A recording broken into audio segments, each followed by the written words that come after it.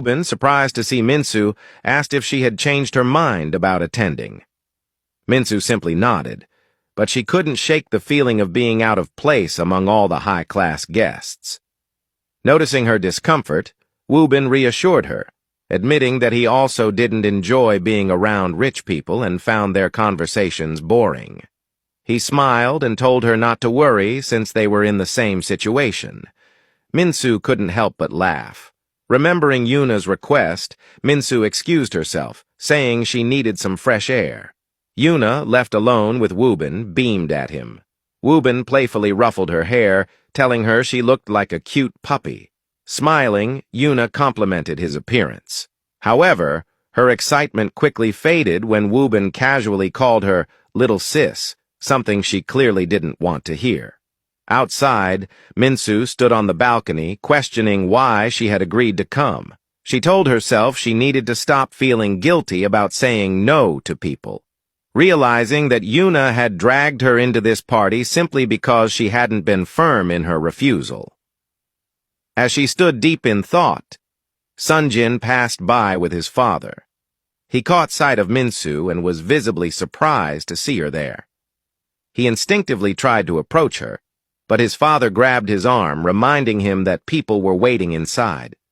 With a final glance at Minsu, Sunjin walked back in, greeted by a round of applause as he took the stage. Minsu followed him back inside and stood next to Woo-bin, who handed her a glass of red wine.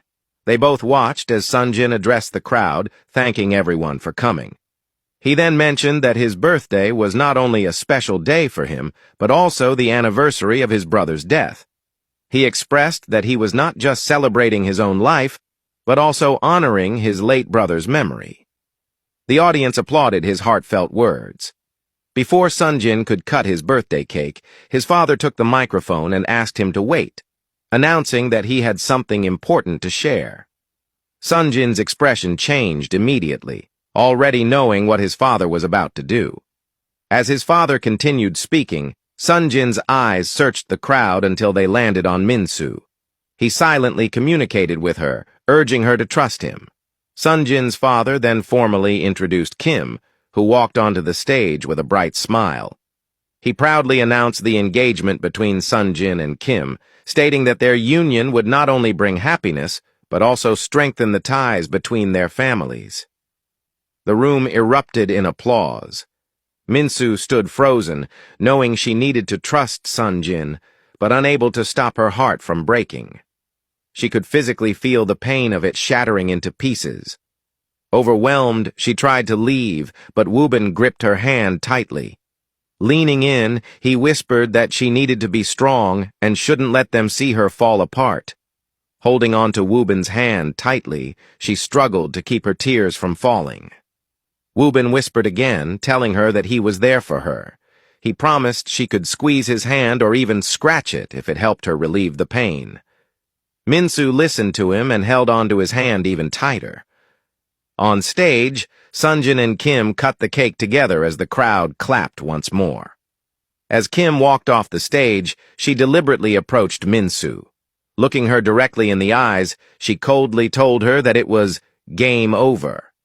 Then, with a smirk, she purposely spilled wine all over Minsu's dress and walked away.